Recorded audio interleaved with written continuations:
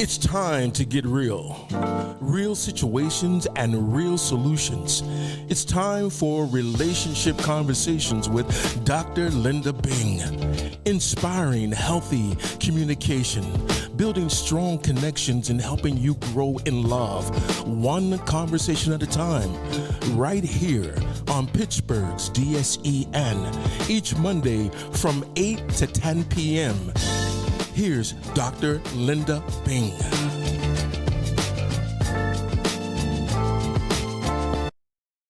Hello, and welcome to Relationship Conversations with Dr. Linda Bing.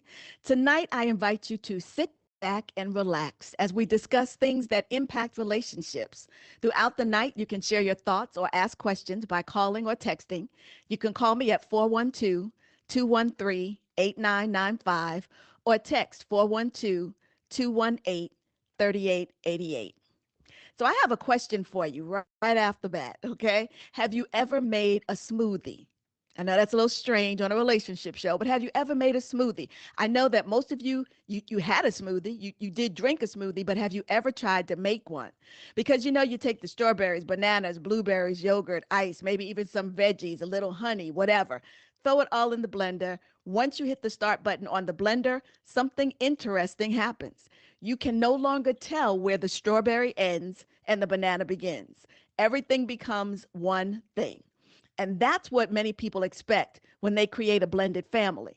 Two adults fall in love, the wedding happens, the kids move in, everybody smiles for the Christmas card, and we assume that if we just put everyone in the same house long enough and add a little love, sprinkle a little love, a little discipline here and there, that eventually we'll become one big happy family.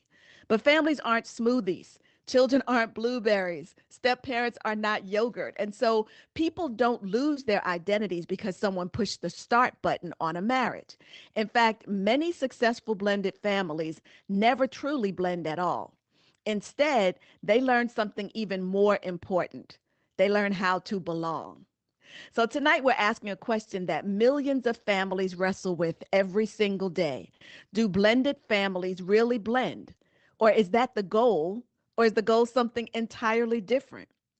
Do we lose our history, our identity, our habits? Are those things that we want to lose? Because sometimes that's the expectation. We may not explicitly come out and say that, but in order to become that blended family, that smoothie, the blueberries have got to lose their shape, their color, their consistency. And that's kind of like our history, our identity, our habits.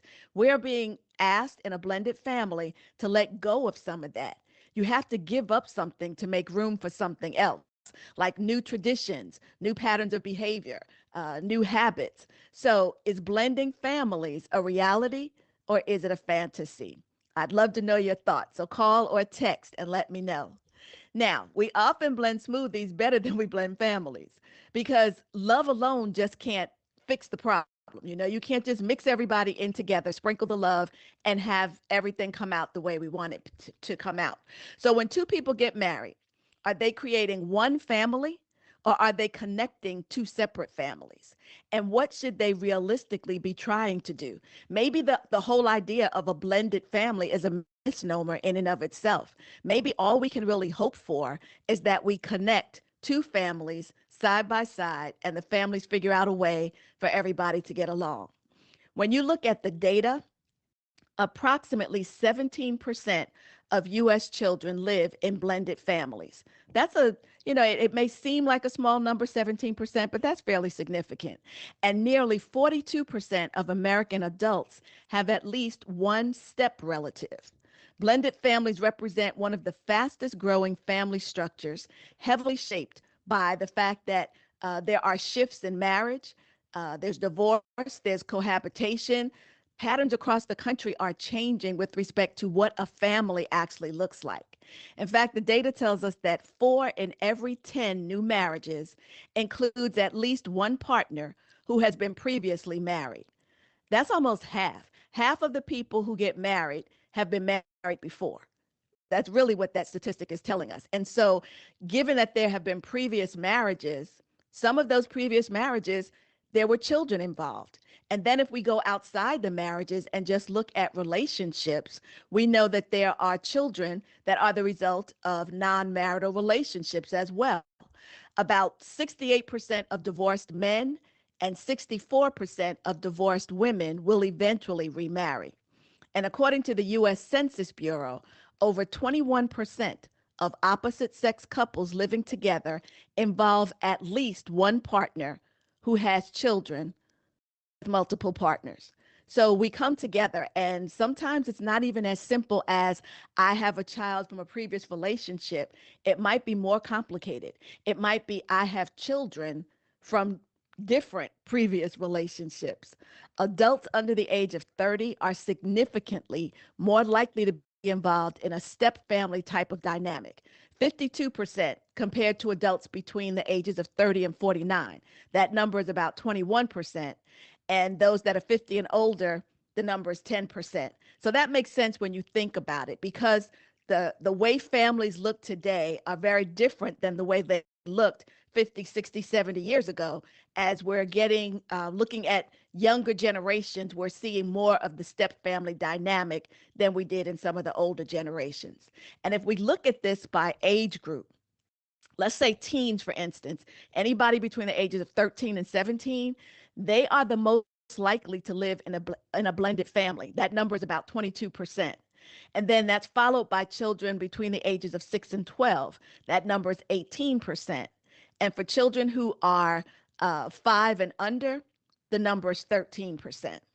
If we look at it by the demographics, Black children and children with parents who have lower educational attainment levels are statistically more likely to be living in non-traditional households. And we do, the way the data is aggregated, a blended family is considered a non-traditional household. Anything other than your stereotype of a male, a female, and biological children from those two individuals, anything else is considered in the data as a non-traditional household.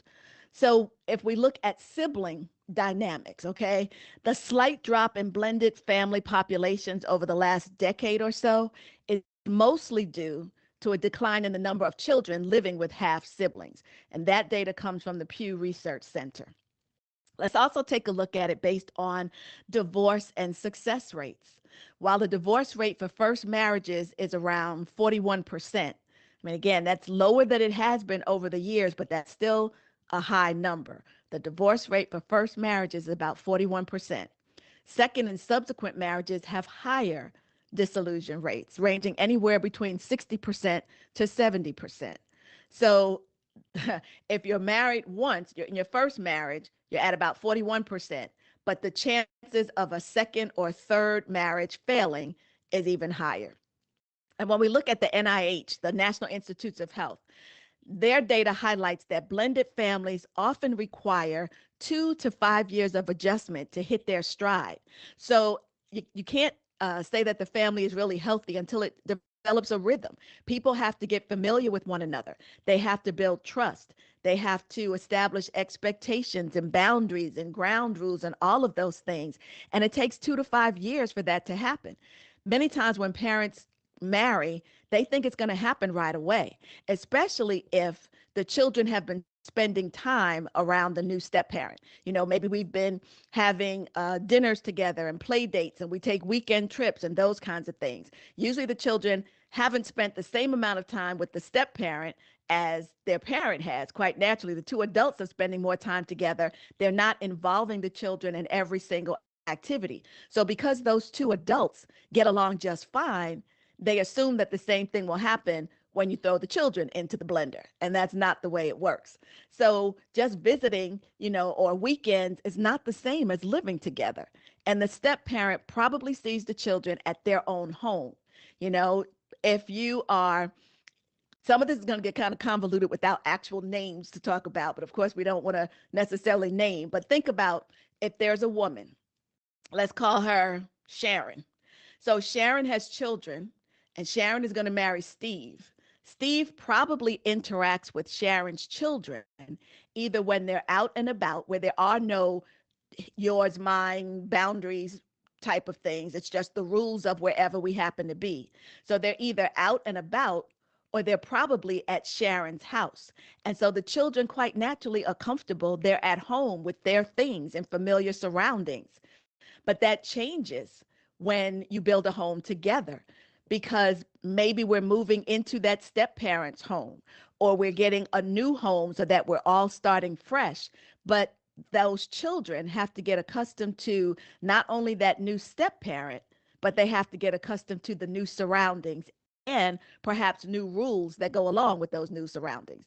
So, couples who prioritize the marital bond and build that first, establish clear communication, get really grounded, that can improve the family integration success by up to 75%. So, when we're talking about blended families, it is critical that the two adults be on good, solid ground before they bring the children into the mix. And I know that may seem like a no-brainer, but if it were, we would not see the divorce rates and the disillusion rates, the separation rates. We wouldn't see them as high as they are. So it indicates that maybe we're not doing as good a job of blending as we think we are. There are lots of myths that fly around blending. So I'm going to take a little time and walk you through some of the more common myths, and then we'll talk about the reality behind them. So, myth number one, and these aren't in any particular order, I'm just keeping count. Myth number one, love and bonding will happen instantly. The reality is blended families are not just chemically bonded from day one. Relationships take time, and it's completely normal for both step parents and children to need months or even years to develop some genuine trust and affection. I told you the data said 2 to 5 years. That really seems like a long time. And when people are uncomfortable, when they don't feel psychologically safe, when they're not sure what the expectations are, what happens if I break a rule, what are even the rules, it can be a very uncomfortable existence. It adds stress. Even the children are feeling stress and pressure in that situation. And so parents have to take that into consideration and give some grace. They have to allow for mistakes and misbehavior because it's a major adjustment. And sometimes that real blending and bonding never comes. So in some situations, the best you can get is mutual acceptance and getting along. We may never get together and sing kumbaya. It may never be the type of, ideal nuclear family that you read about, saw on TV. That may never happen. But if you can accept one another and everybody gets along, sometimes that's as good as it gets. And maybe that's okay, especially if the children are older. If the children are like high school or college age, you're going to run into, or you could run into potentially more layers. Young kids are more malleable and they don't have a lot of hard, fast rules already. They don't have a lot of life experiences to fall back on. So reshaping them, getting them used to a new environment is a lot easier than when the kids are in high school or college. And so, like as an example, it's important that you don't force the relationship because then that might lead to resentment and just make things worse. So you have to let it happen gradually. You have to let people find their own way and build their own bonds. And sometimes the parents want the kids to bond with that step parent so badly that they exaggerate things, like they exaggerate everybody sitting down and having dinner together. We're going to do this every night, and we're going to spend Friday nights having game night, and we're going, and you just add on and add on and add on, and it feels forced, and the kids tend to resent it. And so they're not going to just resent the biological parent. The resentment is going to be displaced towards that step parent. All right, so that's myth number one. Myth number two, step parents should treat stepchildren exactly like their own. Now, this one, it's a myth. They don't have to be treated exactly the same. But for me, it's one of those it depends kind of situations. Because again, the reality is forcing a step parent into the exact role of a biological parent often leads to deep resentment and some loyalty conflicts. Step parents usually do a better job of transitioning by acting as sort of an extra caring adult, not a friend. I'm not your friend. I am an adult. I'm a grown person in this house. I am an authority figure that you have to respect. So we're not friends, but I'm not your parent and I'm not trying to replace your parent. And so many times you have to allow that biological parent to take the lead. So again, if we go back to Sharon and Steve, our made up couple here, if in the scenario I gave you, Sharon is the one with the kids, Steve isn't bringing any kids into the household in this scenario. So initially, Sharon needs to take the lead. Sharon and Steve will get together and have conversation and make decisions together, but Sharon needs to be the one to talk about some of the expectations, some of the new habits and behaviors, to talk about discipline, those kinds of things, because again, the bond is still forming between Steve and the kids, and you don't want to give the kids more ammunition to dislike Steve or this new arrangement. So, given that the biological parent is there, that biological parent really should take the lead on establishing some of these things. So, when you think about it, it's like, okay, so what happens to the other biological parent? The children's biological father, assuming that he is still alive and still in the mix, do they get forced out by the new step parent? That's not going to fly in situations where the biological parent is still involved. They are an involved parent and they're going to want to remain an involved parent in most cases. So we can go into that a little bit further, and I know we will a little bit later on, but again, give you another example to kind of see how it might play itself out. So when we're talking about step parents treating the stepchildren exactly like their own, you may not treat them exactly like your own when it comes to discipline initially, because you need to leave space for that biological mother or the biological parent to step in and do those things. But you do need to treat them like your own when you are doling out gifts or treats, something to that effect. I've known of couples where blended families, and let's say the biological dad of Sharon's kids comes to take the children out. Many times, let's say Steve does have a child. Sometimes the way that happens, that biological dad will come and spend time with his kids, which is natural. They want to do that, but you have to take into consideration that child who's left behind, especially depending on the age of that kid. They may not understand, why can't I go get ice cream too?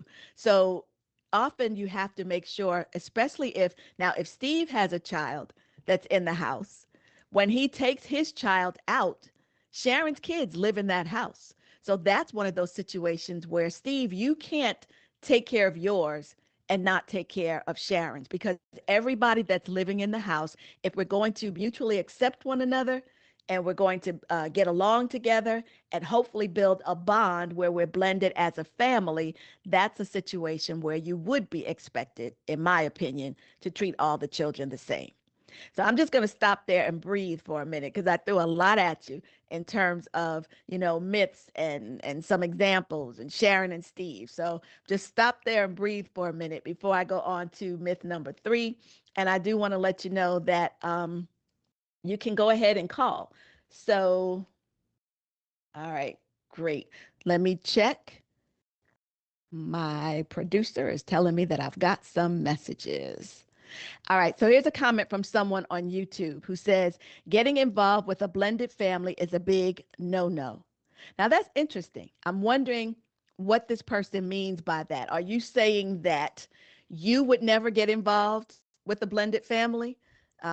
If that's the case, then everybody has, their own opinion, and you've got your right to do that. I know that I've heard, people say that they would never, I've heard men say they would never date a woman who had kids. And sometimes part of that reasoning is because they don't want drama with the other parent, or because they want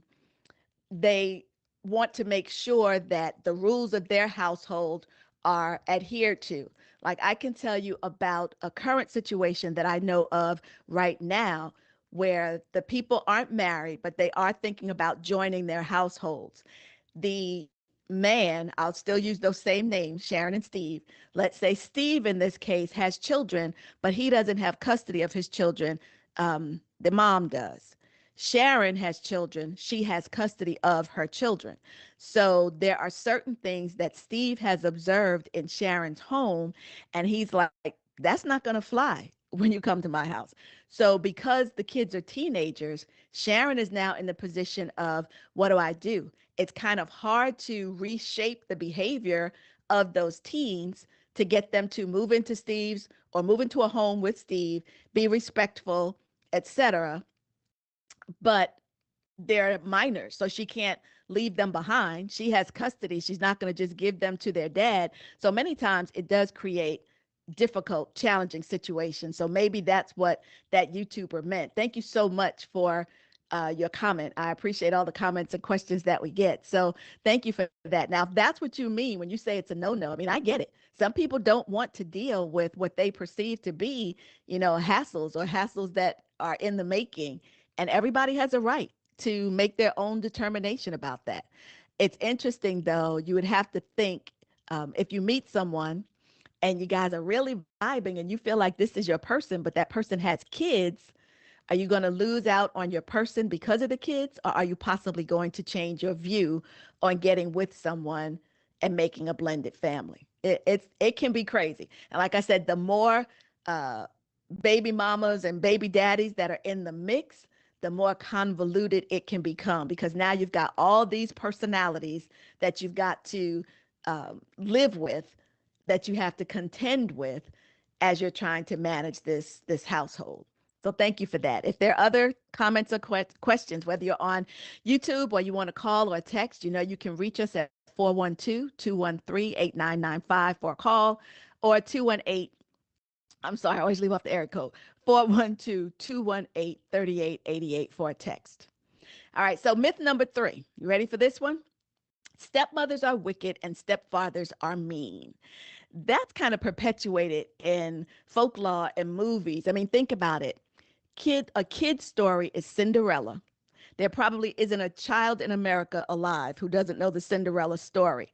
And in that story, that stepmother was so mean to Cinderella. So just little things like that at an early age. Kids that are like preschoolers, 3 and 4 years old, will watch the animated version of Cinderella. Some of them may even watch, now that we've done some of the real life versions, like who was it? I think it was Brandy that was Cinderella in one of them. So kids are watching that at an early age, and little children are like sponges. They're soaking that up. They are seeing situations of this meanness, and so now when their parent says that they're getting married to somebody new, they develop this mindset that maybe their step parent is going to be mean like the ones that they saw in Cinderella. And so as they go through life, they see other movies, hear other stories that keep watering that seed to make them believe that stepmothers are wicked and stepfathers are mean. And so as the children get older, they start looking for ways to validate what they believe. And of course, if you look for it, you're going to find it. So it might be a situation where the step parent isn't being mean, they are invoking a rule. The child doesn't like the rule. And so then it's like, see, you're mean. I knew you were going to be mean. So they find ways to validate what it is that they want to believe is true already, because it's planted at an early age. And yeah, they look for ways to validate it. What is the truth about this? And it's not even something that they might verbalize, but because they've been exposed to it and come to believe it, they on a subconscious level are looking for it.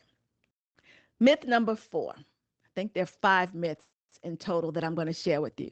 So myth number 4 has to do with what we call part-time step families. And so the myth is, is that part-time step families have it much easier. Now, a part-time step family refers to the blended household where the children from a previous relationship live with this blended couple for part of the time, and the rest of the time they reside with their other biological parent.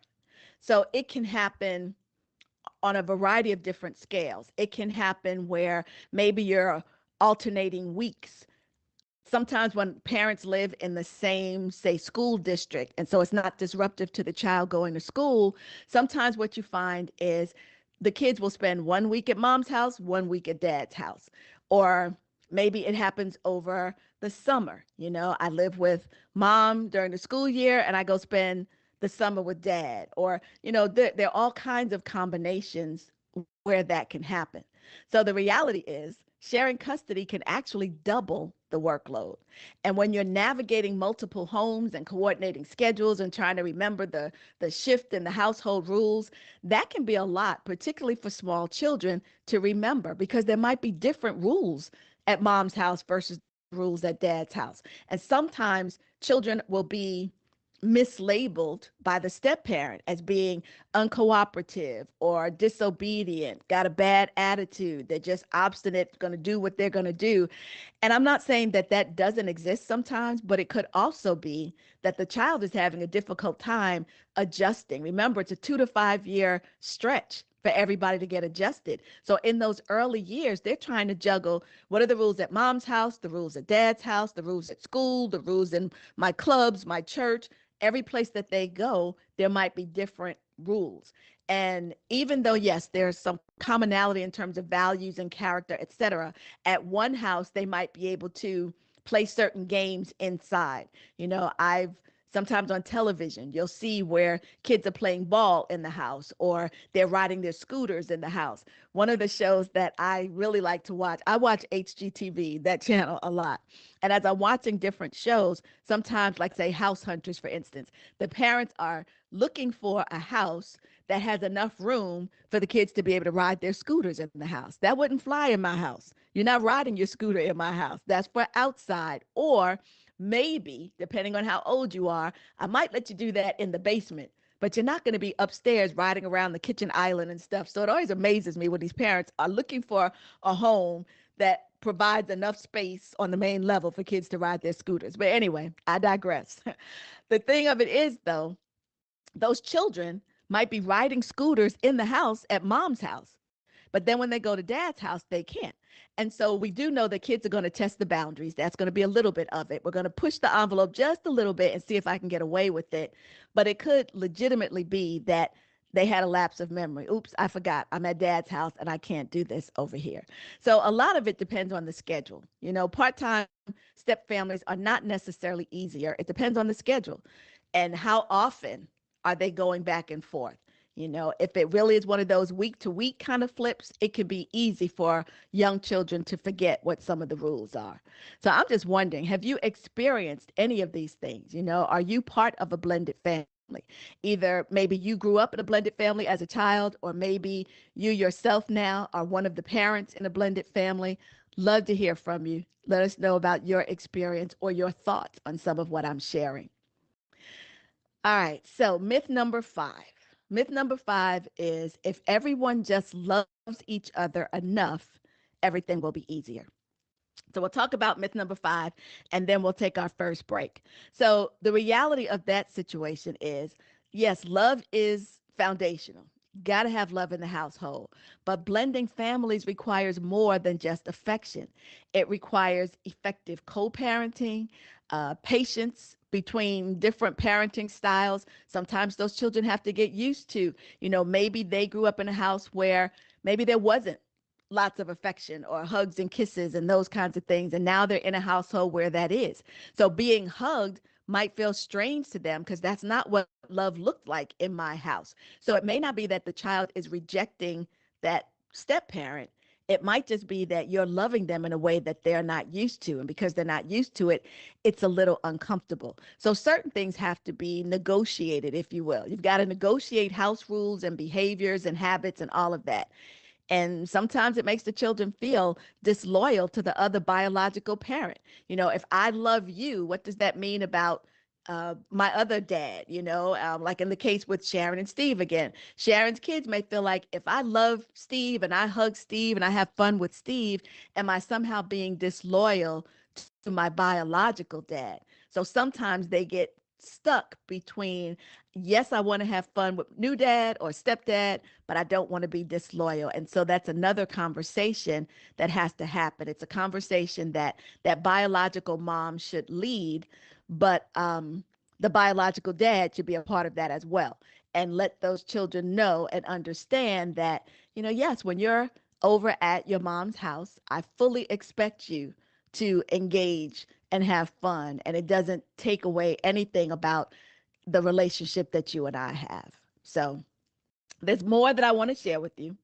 But Right now, it's time for our first break. So go freshen up, grab something to drink, whatever you need to do, and then come on right back to Relationship Conversations with Dr. Linda Bing right here on Pittsburgh's DSEN.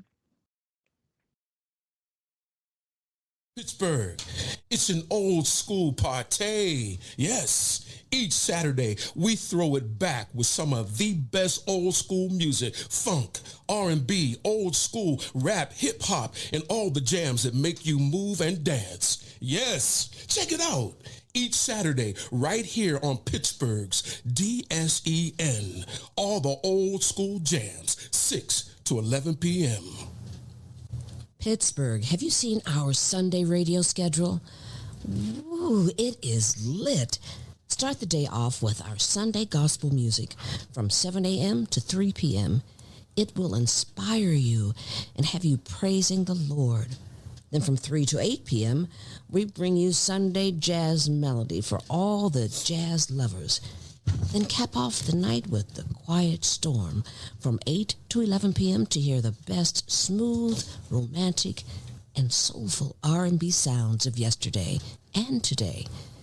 All that each Sunday on Pittsburgh's DSEN, the place for soul.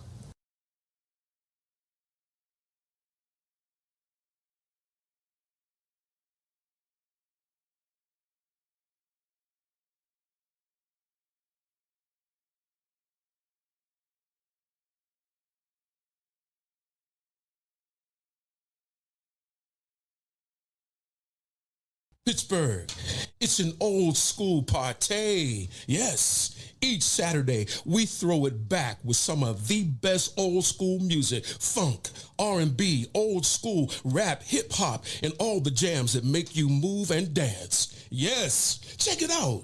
Each Saturday, right here on Pittsburgh's DSEN, all the old school jams, 6 to 11 p.m. Pittsburgh, have you seen our Sunday radio schedule? Ooh, it is lit. Start the day off with our Sunday gospel music from 7 a.m. to 3 p.m. It will inspire you and have you praising the Lord. Then from 3 to 8 p.m., we bring you Sunday jazz melody for all the jazz lovers. Then cap off the night with the Quiet Storm from 8 to 11 p.m. to hear the best smooth, romantic, and soulful R&B sounds of yesterday and today. All that each Sunday on Pittsburgh's DSEN, the place for soul.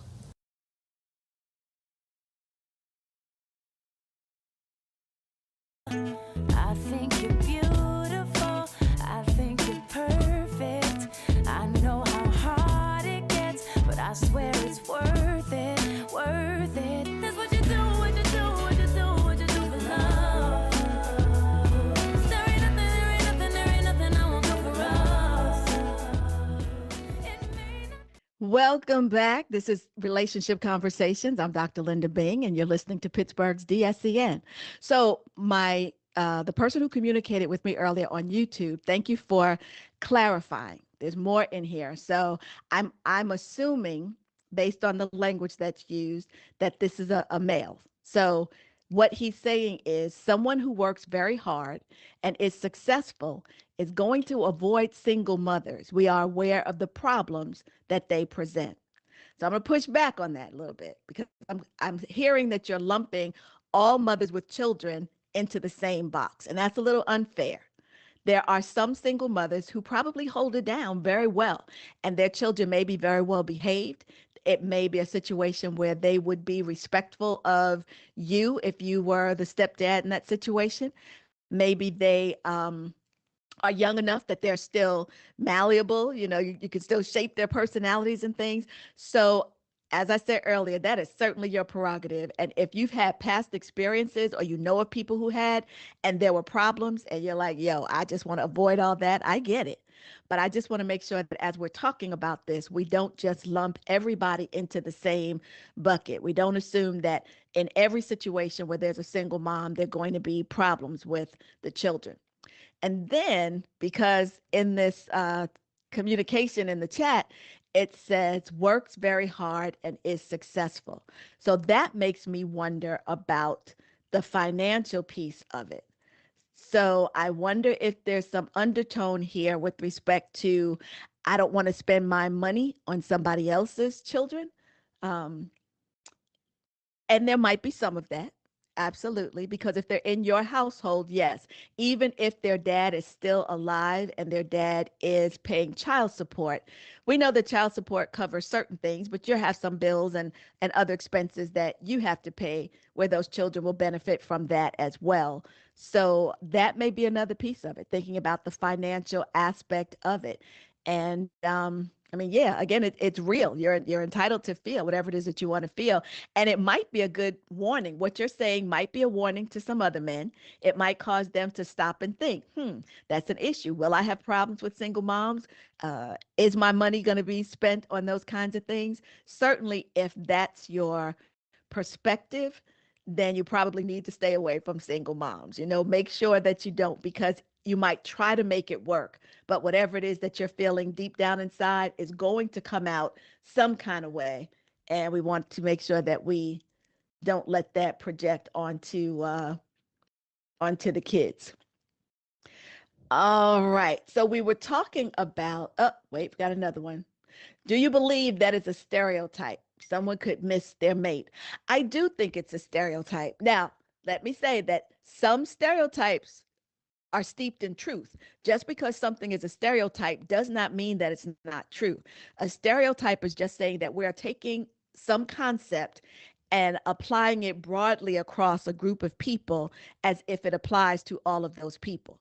But sometimes the stereotype is true, it still shouldn't be spread across all people.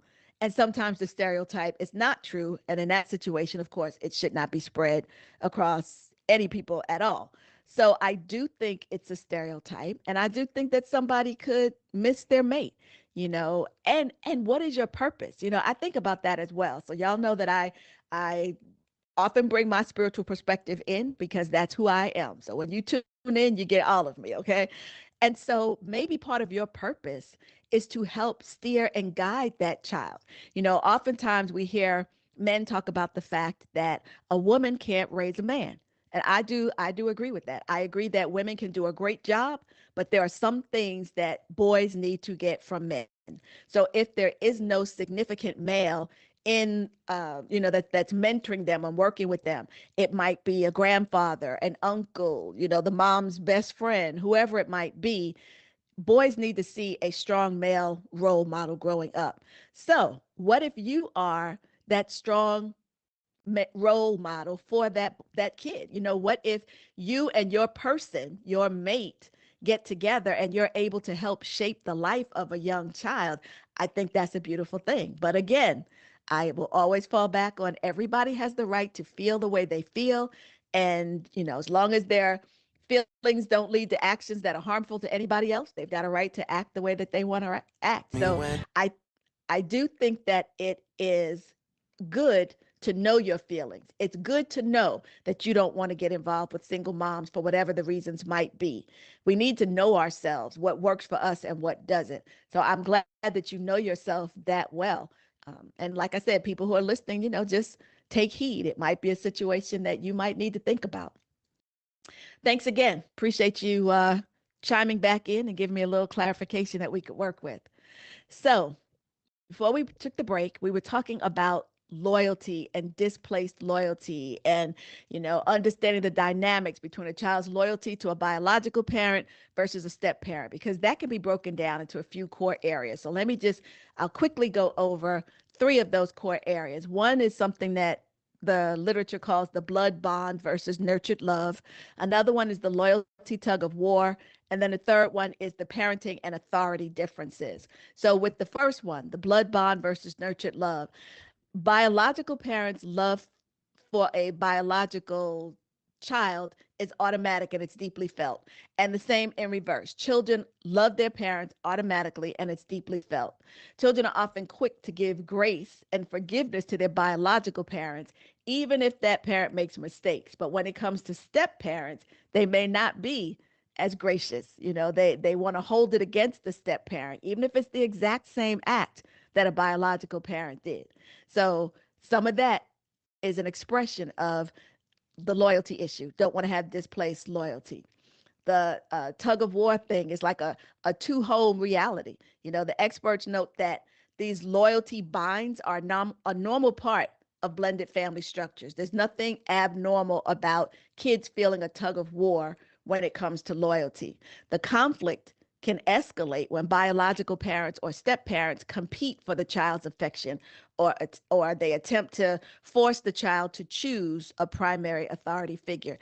And sometimes that does happen. And that may be why, our can't come a caller, our texter from earlier was talking about that, not wanting to get involved in some of the struggles that may come. They may not, but that may come from that biological parent. I think if you vibe with somebody and are having a good experience, and that person tells you, she should tell you early on in the relationship that she has kids. I mean, it's not necessarily something she has to tell you on the first date unless you ask, but certainly, in the first three, as you're getting to know one another, that's something that should be shared. And so if you feel like, I get a good feeling from her, let me see where this goes, you can do your own work to find out what her attitude is, how supportive she would be. Would that other parent be a problem? And if you feel like it would be, then by all means, you don't have to continue dating her, but it might surprise you. And then the third one I mentioned was parenting and authority differences. And I did allude to that earlier. Most of it really has to do with the disciplinary piece of it. I think that can be a tricky one because I've known of situations where the biological parent that was not part of the blended family would say things. And in the situations that I'm familiar with, it was the male who would say that the stepfather could not discipline their child. People have mixed feelings on that. As I said earlier, I do think that in that case, the biological mom should take the lead on handling discipline, but for a man to tell another man what he can do or not do in his own house, I think goes a little bit far. If I were that man and I'm the one who's here providing for your kid, even though you might be sending child support, I'm providing. I've got a good roof over their head. I'm taking them out. I'm teaching them lessons. I'm doing sports and different things with them. I am giving them love and a solid foundation. If I need to correct that child to tell me that I can't uphold the rules in my own home, I think it's unfair. So I do believe that the biological dad and the stepdad in a situation like that, we all need to come together and have a meeting of the minds. You're not in the home. So why am I going to have someone call you and you talk to the kid? You need to act on it right there in that moment. I'm not even going to label what I think that is. I'm just going to say that I personally don't agree with that. That would almost be like telling the teacher and the principal that they can't discipline your child. Now, of course, in school, they're not going to put their hands on the kid, but that may not be the case in the home either. So to tell the principal that in your house, your schoolhouse, you can't discipline my child, and there are some parents that do that too, is the same thing to me. You don't necessarily tell the principal, you can't enforce the rules on my child, only I can. You can't tell that stepdad that he can't do that either. So that's one of the things where it gets a little bit sticky when we start talking about the whole discipline thing. All right, so I'm going to stop there with respect to the loyalty stuff. We could go on and on with any of the topics that I bring to you. We could go on and on about them, but we have to have a stopping point. So I want to pose this question to you. In fact, I got a couple of questions that I want you to think about. Whether you call or text is up to you, but think about, should a child be expected to call a step parent mom or dad? A good one to think about. Should they be expected to refer to that step parent as mom or dad?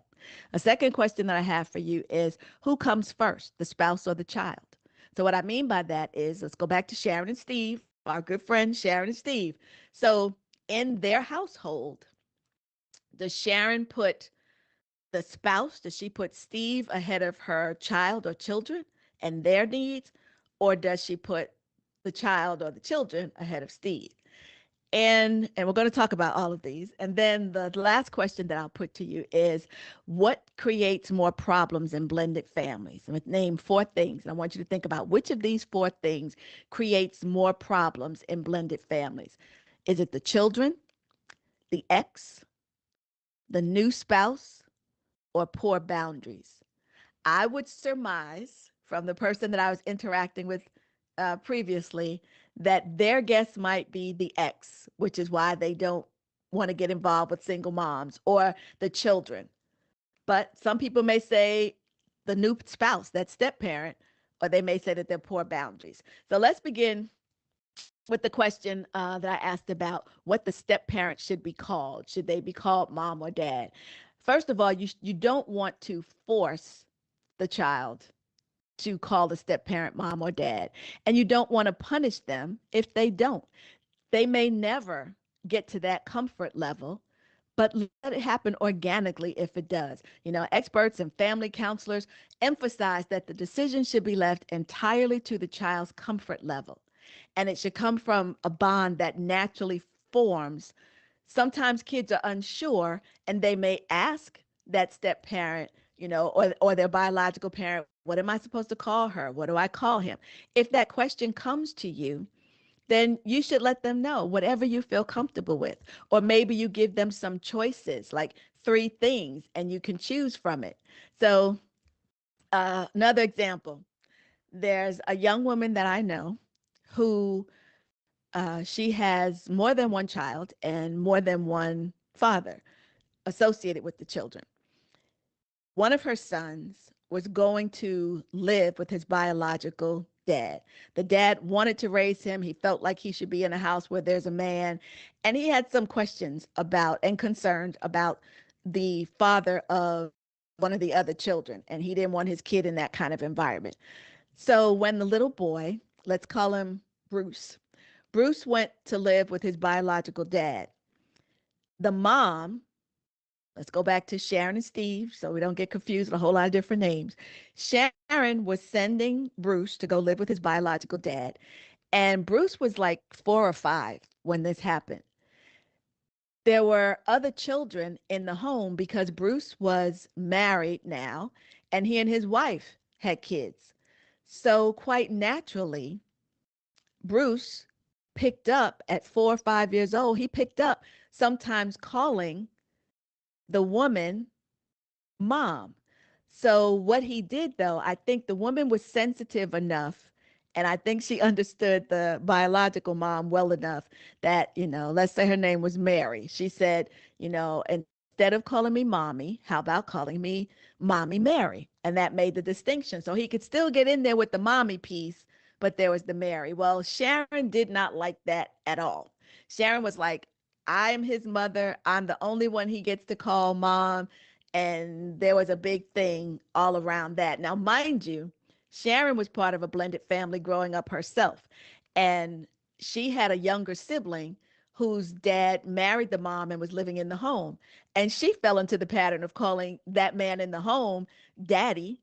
She knew he wasn't her biological dad. She called her biological dad daddy when she was growing up. But when all the other kids are in the mix, she said what the other kids said. So I had to point out to Sharon that it was really kind of hypocritical, and think about it from a different perspective.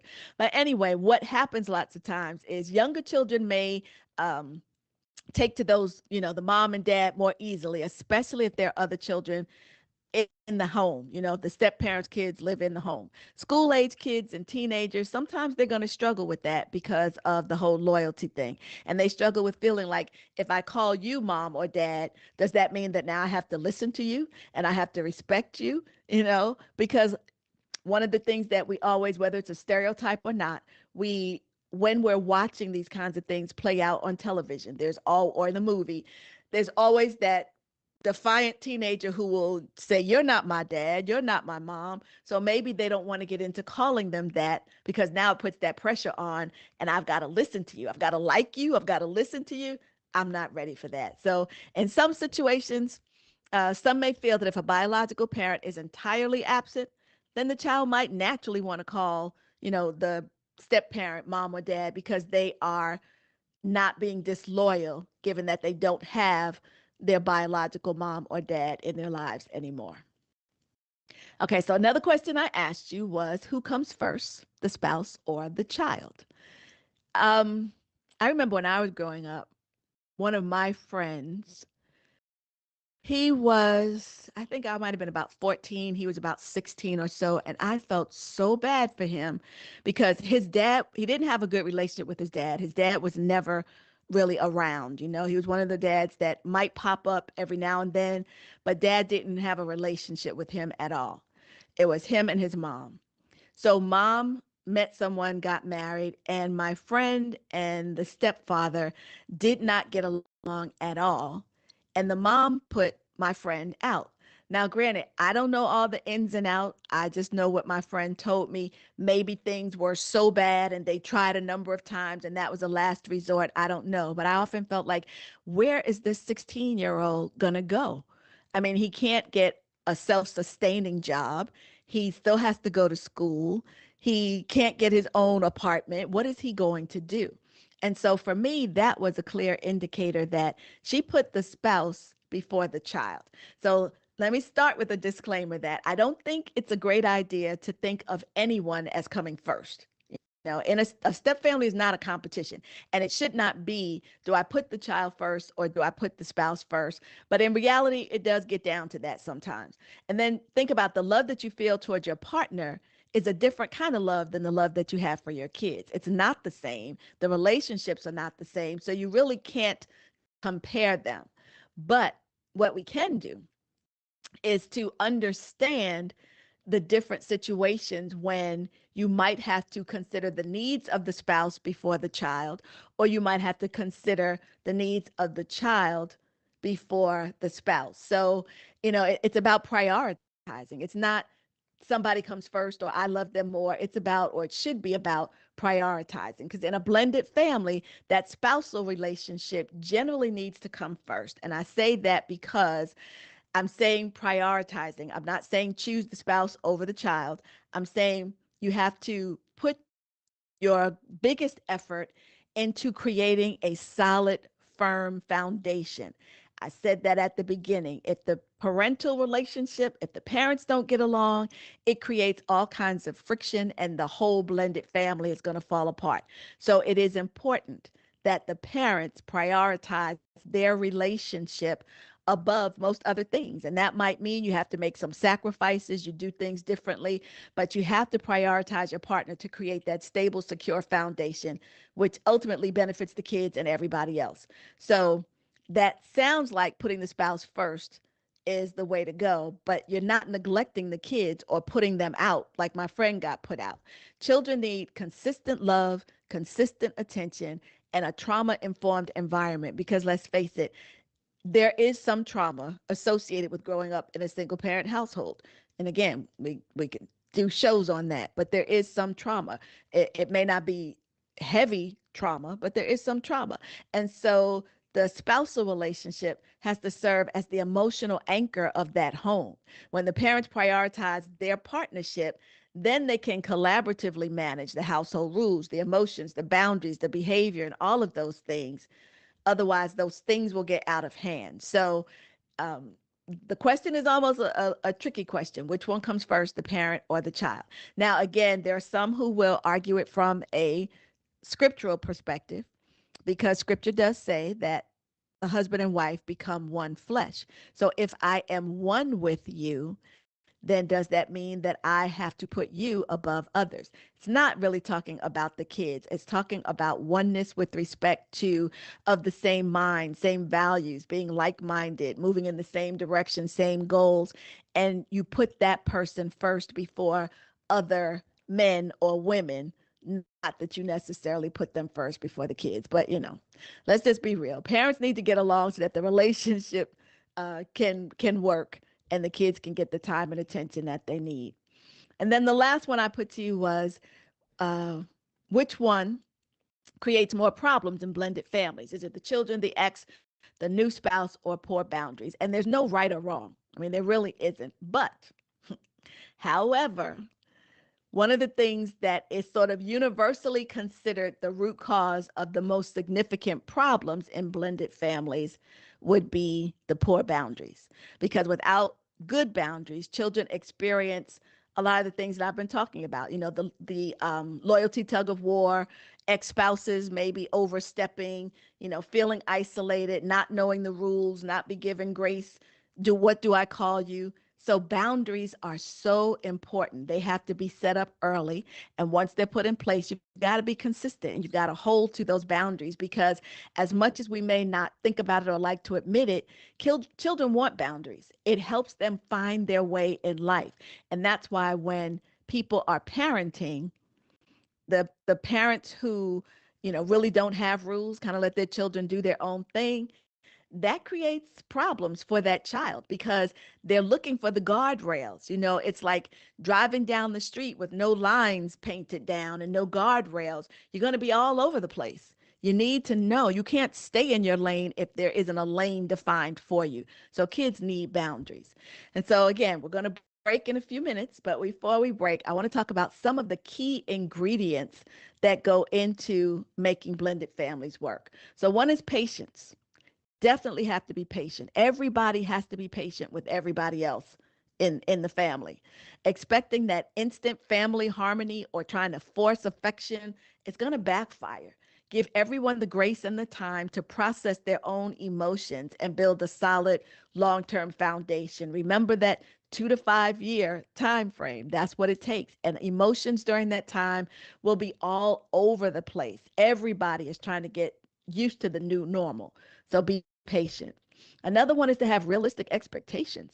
You know, you can't believe that myth of the instant happy family. You have to acknowledge that step family relationships grow slowly, and focus on celebrating small victories and everyday moments of connection rather than expecting some storybook perfection.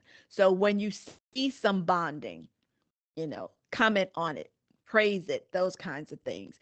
Don't force people to do it, but when they naturally do it, highlight it and give them all kinds of props for doing it, and it will cause that behavior to continue. We talked about consistent boundaries. That is so important.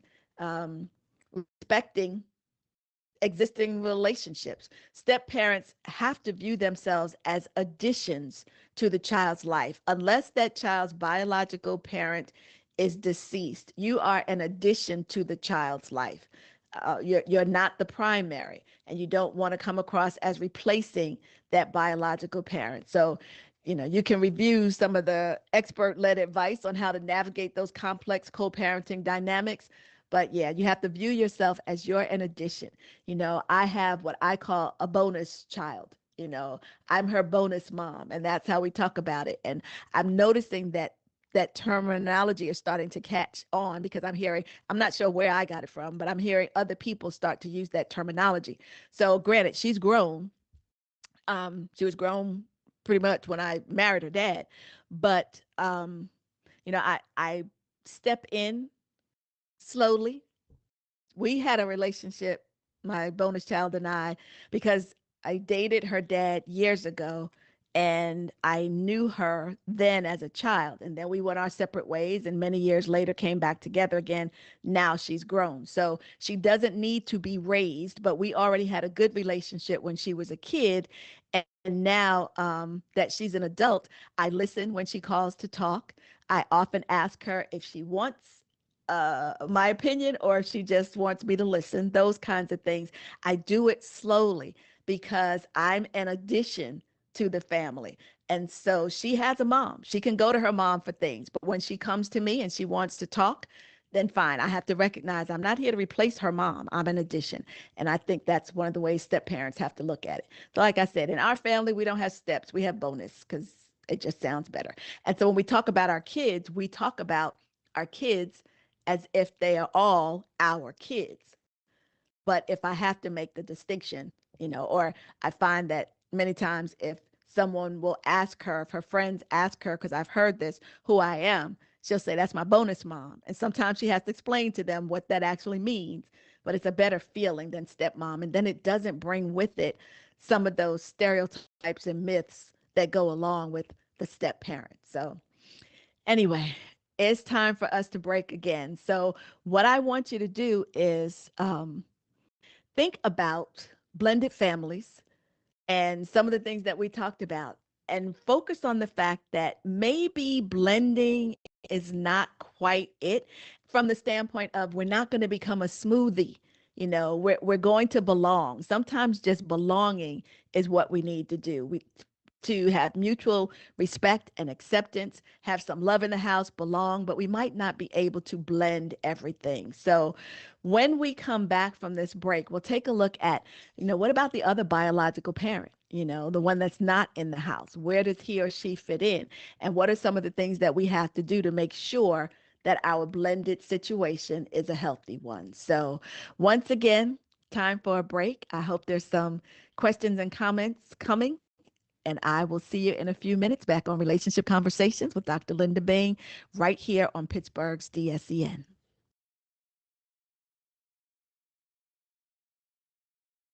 Bottom line, look no further than Soul Pit Media. With our award-winning print, internet, podcast, and Soul Pit television options, we can help your business get to that next level.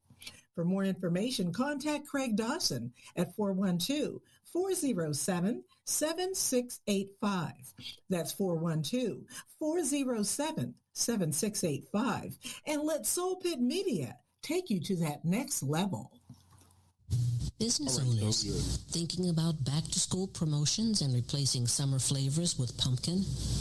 What about your taxes? Reduce your stress and tax liabilities by planning for tax time now with Cameron Professional Services Group.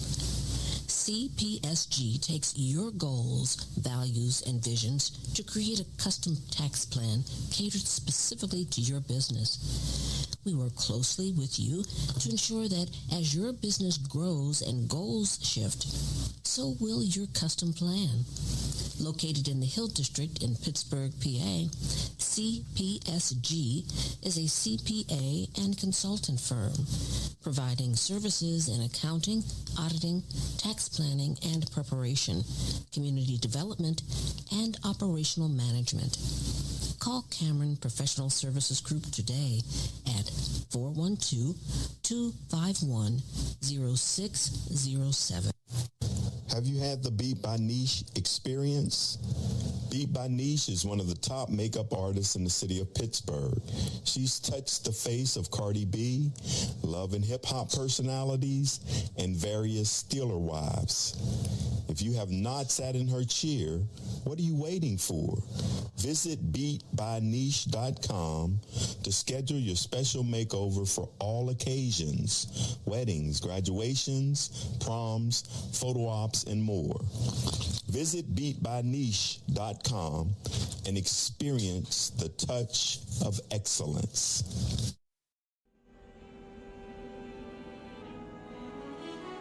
All of my let's just be friends, friends I don't have anymore. How do you not check on me when things go wrong? Guess I should have tried to keep my family closer, much closer. Welcome back. All of my let's just be friends, friends I don't have anymore. Guess it's what they say. Welcome back to Relationship Conversations with Dr. Linda Bing. I've been waiting for you. I can't have a conversation without you. So I've been waiting for you to come back.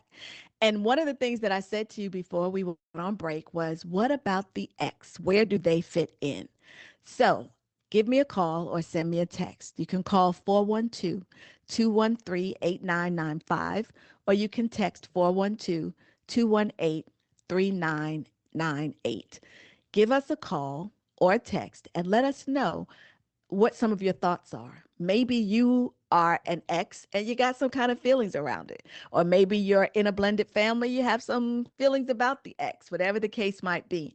But I want to shift us to talking about how close is too close for an ex.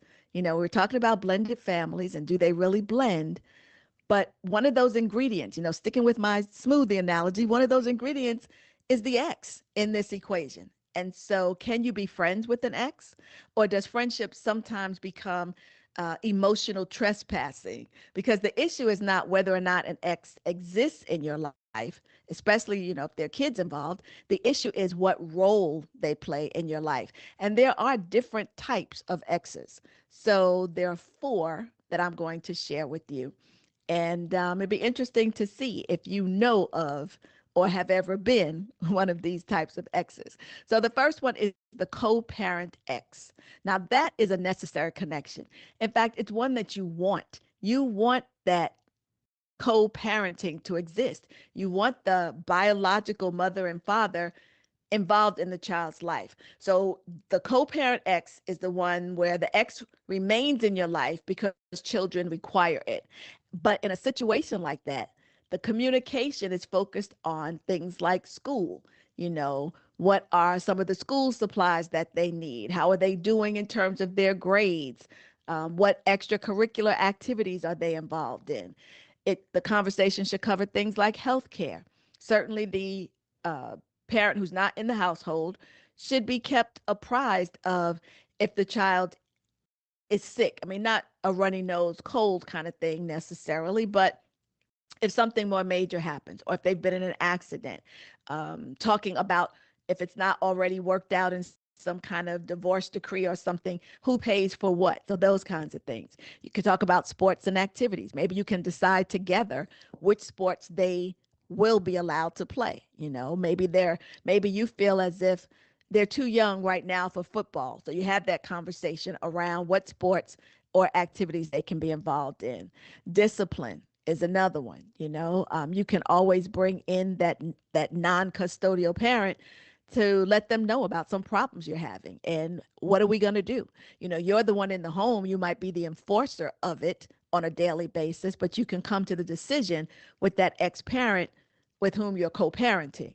And that co-parent might even need to have a conversation. I know in my case, raising boys, there are times when, and the fact that I'm 5'2" and my boys were probably about my height when they were 10.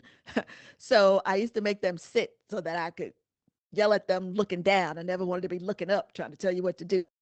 But there are times when I would, as that single mom, make sure that their dad knew what was going on and dad would have a conversation with them as well. So there are all kinds of things like that where the children are involved. The healthiest co-parent relationships are ones that are business-like and child-centered. You're not necessarily asking about the personal things that are going on in your life. It's Bruce has a soccer game Saturday at 2. Can you pick him up after the game? Those kinds of things. Shouldn't be, we got on the phone and talked about 2 hours about our personal lives. And even though we may have mentioned Bruce's soccer game and we have talked about soccer a little bit, there have to be boundaries in this too, because a healthy co-parent can actually strengthen a current relationship because everyone understands the necessity of the connection. And so when you keep it businesslike and child-centered, there's no confusion about intentions and there's no reason for anyone to feel jealous or insecure. Sometimes you can have that three-pronged effect. So the two biological parents as well as the step parent, we're all on the same page. We're discussing all these things together. Everybody is apprised of what's going on because again, that step parent is in the household. Maybe they can help tutor them in math. Maybe the biological dad doesn't live close enough to be able to help with the math, but the step parent can. So you have to keep everybody in the loop. All right, so that's the first one. The second one is the friend X. The friend X is the one that you have occasional communication with. It's not the necessary communication like talking about children. It's the occasional communication. So this is the X who remains friendly even after the romantic relationship has ended. And maybe it's something where they dated years ago and they haven't been in a relationship with one another for years, but they've maintained the friendship. Or in the relationship, they realized that they were better as friends. And so they decided to keep a relationship, just not a romantic relationship. Maybe they're part of the same social circle. They have the same group of friends, or maybe they were on a bowling league or something. And, they both choose to remain in the league. If there was no dramatic breakup, they may feel like there's no reason for the friendship to end. But the key word is occasional. The communication is not constant, it's not on a daily basis, and the current partner or partners are not threatened. Nothing is hidden, everything is out in the open. So occasional communication, maybe there's a birthday text, or maybe every few months there's a quick catch up. Maybe it's a situation where, like I said, you see them when you go bowling with the league or those kinds of things. But this kind of X only works if your current partner is cool with it. And if your partner wants to meet your ex, you should find a stress-free way to make that happen. But you want to ask your ex as well. You have to be respectful of what they both want.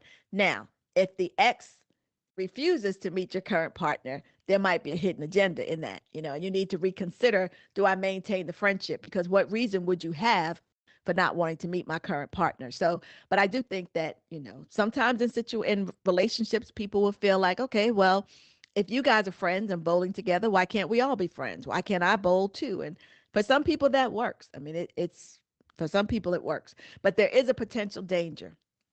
And the potential danger is that either the friendship can be genuine or the friendship can be a disguise for unfinished feelings. Sometimes people are still holding on. Like I said, if there's a hidden agenda, they may not want to meet your current partner. So there is that potential danger there. And so the question then becomes, if your current relationship became difficult tomorrow, would this person become your emotional safety place? Are they your refuge? Is that where you're going? If the answer to that question is yes, then the friendship may not be as innocent as it appears, and you might need to reconsider that friendship. Because think about it. If you were to flip it, how would you feel?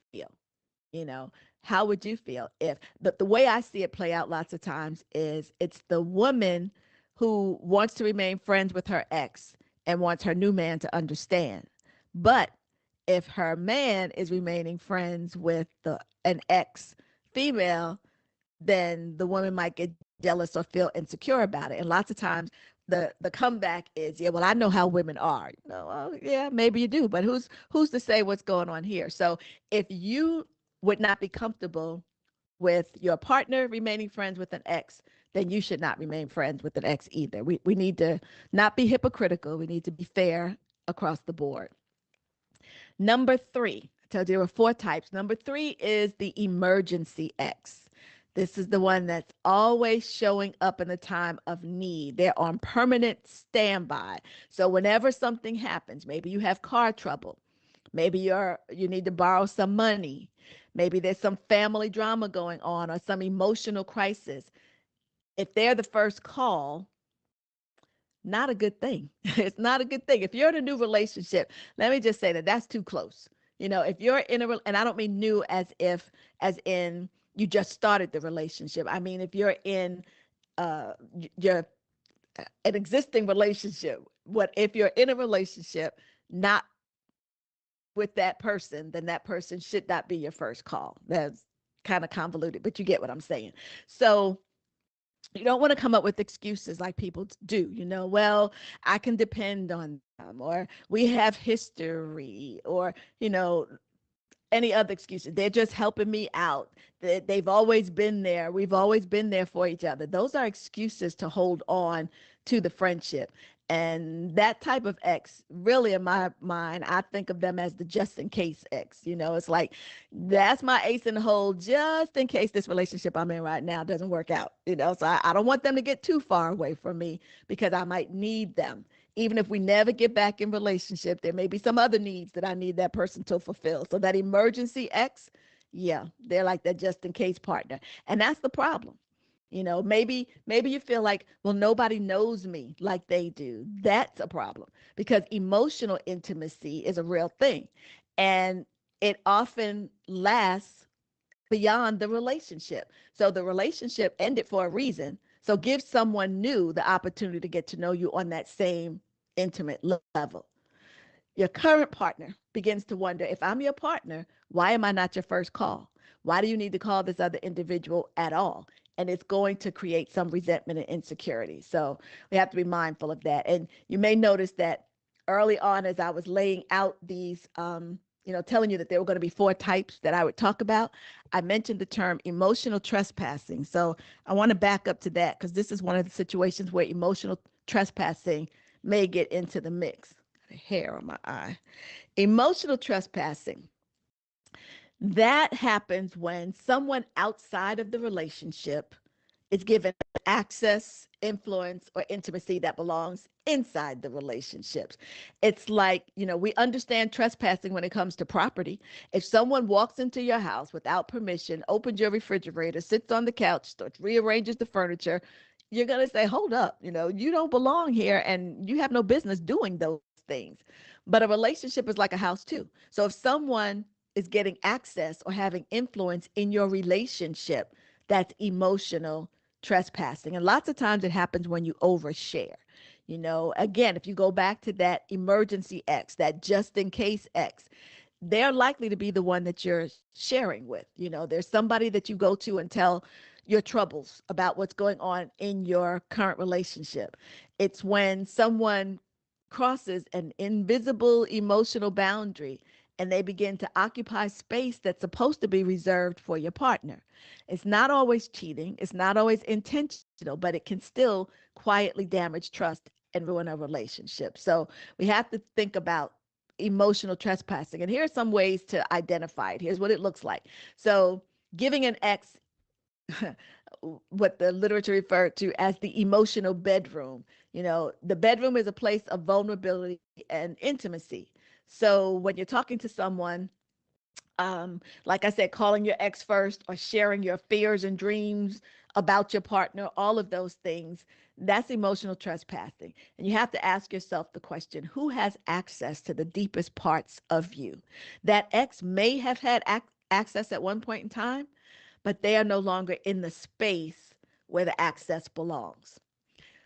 A second way that emotional trespassing might show up is giving an ex a seat at the decision making table. So, for example, asking their opinion on things, letting them influence choices in your current relationship, or comparing what they would do versus what your partner would do.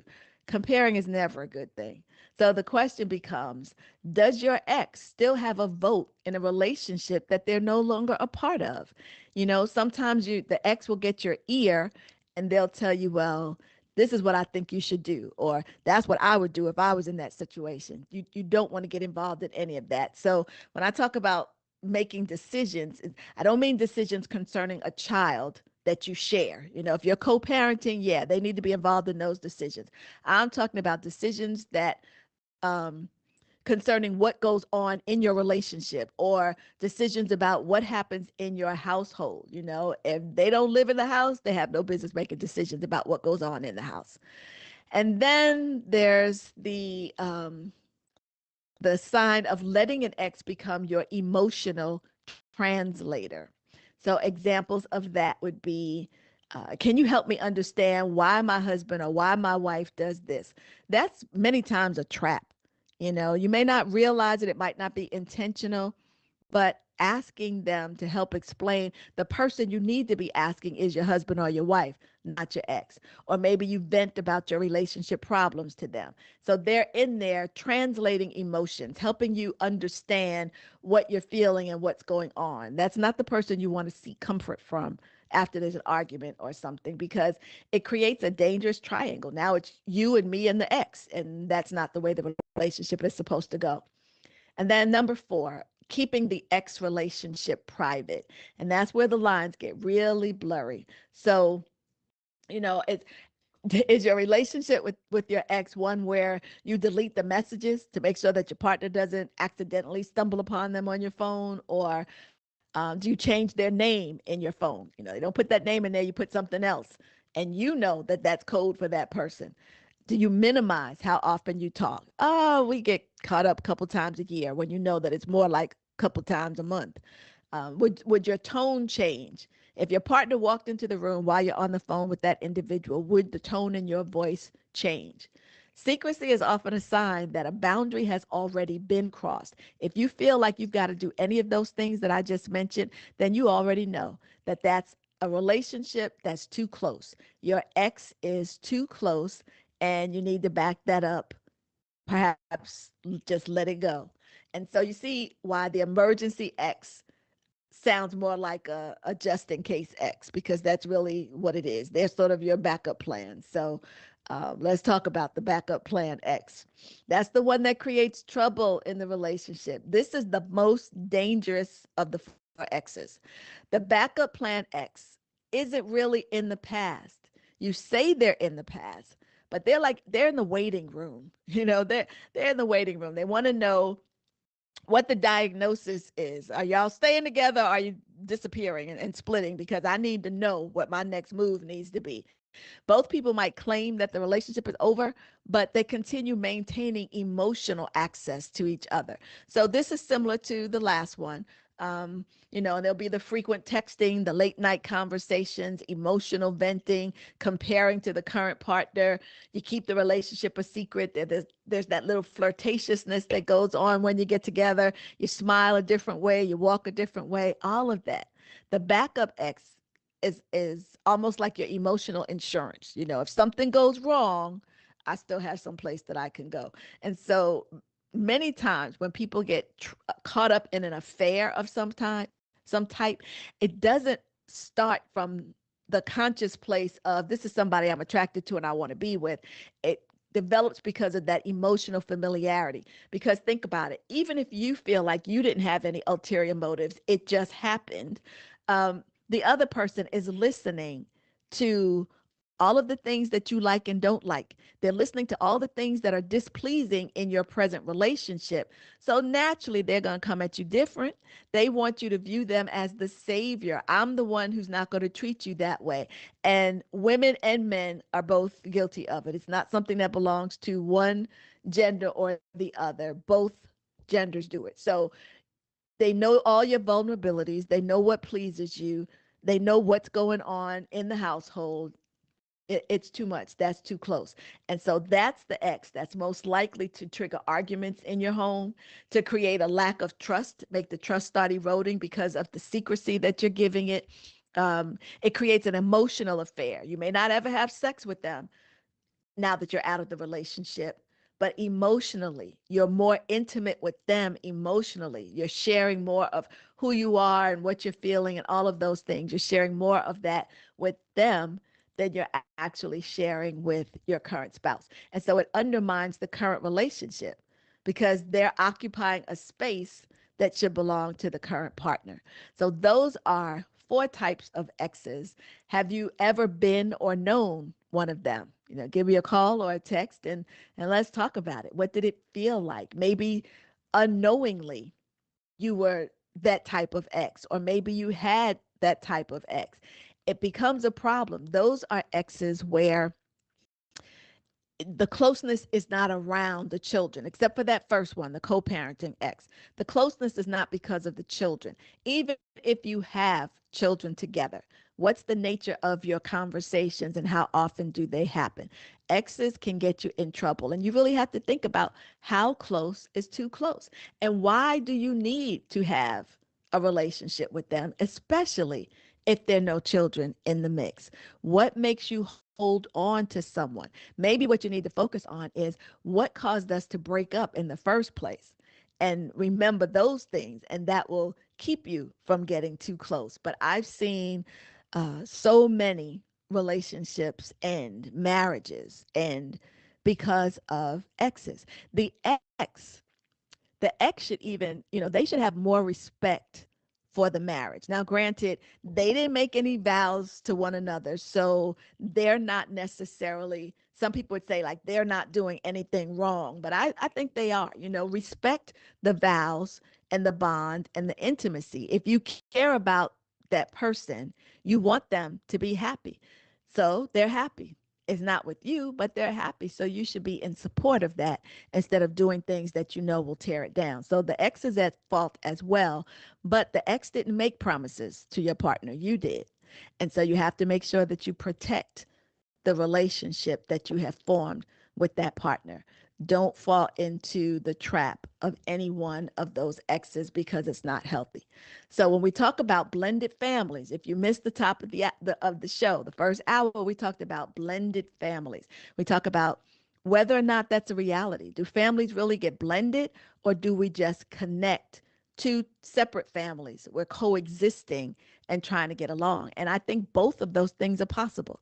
I do believe it's possible to have a blended family where the step parent treats the child, thinks of the child like their own, treats the child like their own, doesn't have drama from a biological parent that doesn't live in the house, people get along. I've seen situations where um, the new spouse and the old spouse they become friends even.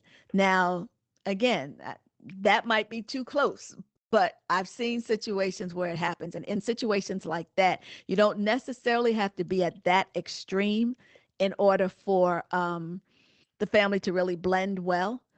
But because people do go to that extreme, it shows us that it can be done. So when you think about blending families, you have to think about the X, because that X is going to play a significant role.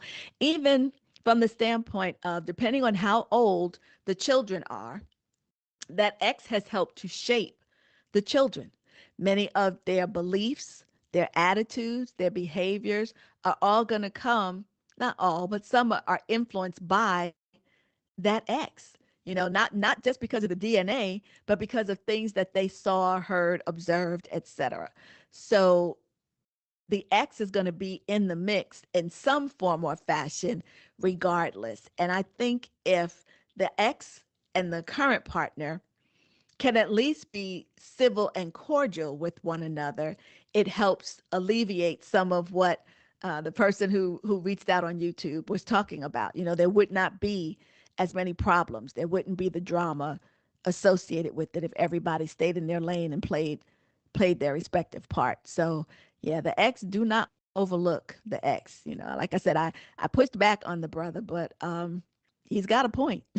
He's got a point. Sometimes relationships with people who have children is more trouble than it's worth.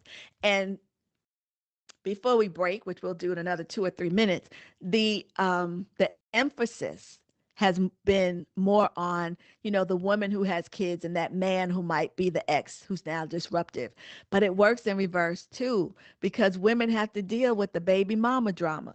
Many times, women who have children from a man that they are no longer with create problems as well. So the same way that there are some men who feel like, I don't want to deal with single mothers, there are some women who don't want to deal with single dads because they don't want to deal with the baby's mother. Or maybe they don't want to be involved in raising someone else's child. There are all kinds of reasons why.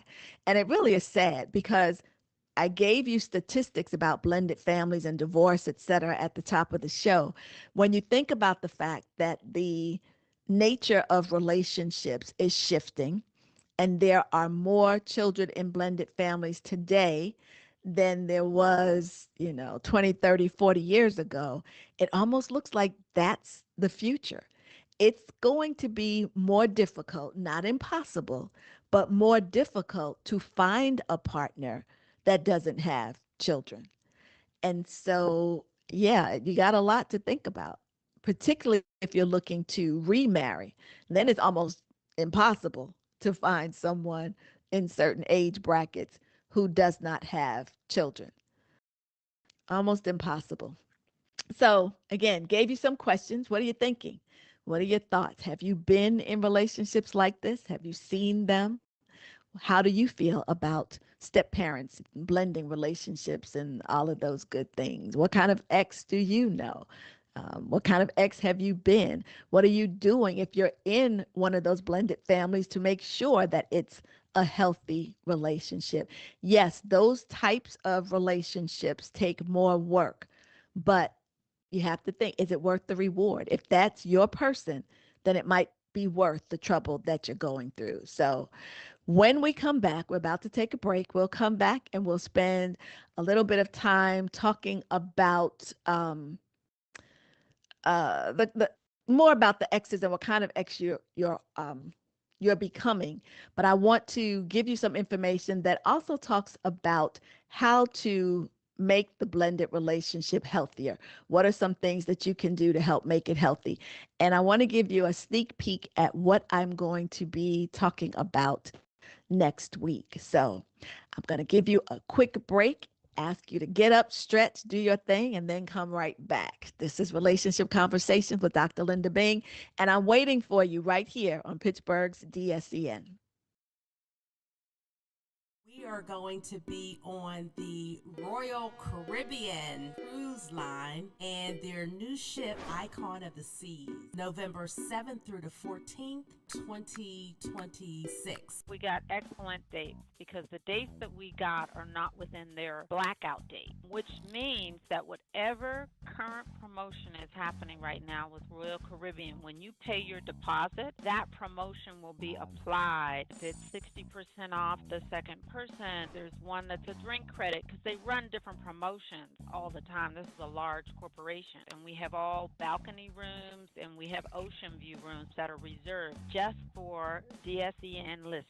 Icon of the Seas, it has elevated adult-focused party and chill areas. It has an infinity pool where you sit in this infinity pool and you see views of the ocean. They have a day vibe where there's a DJ. They are a little bit of party without the chaos. So you're not going to get the hoopla party chaos, but you're still going to be entertained. They have the Aquadome.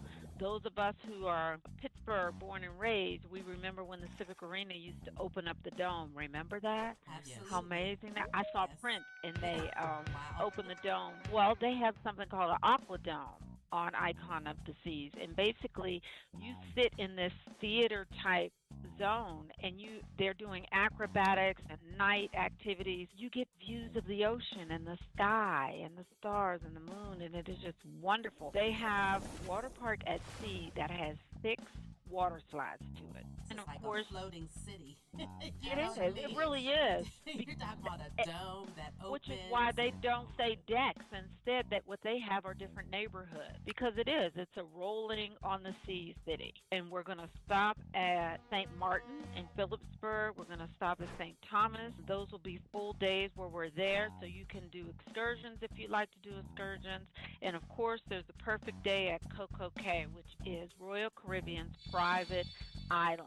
And we're going to have a special reserved section for DSEN listeners. It's going to be a wonderful time. While we're on the cruise, we're going to do some trivia. Of course, we'll have a welcome cocktail as well as a farewell dinner. It is not just limited to the radio listeners. Bring everybody. The deposit is $250 per person. You can go to Pittsburgh's DSEN's website to find out all the good information about the cruise, Icon of the Seas. I even love the name. No, I love it. I'm a cruise fanatic. I'm ready to go home and start packing. So I- I'll see you ladies later.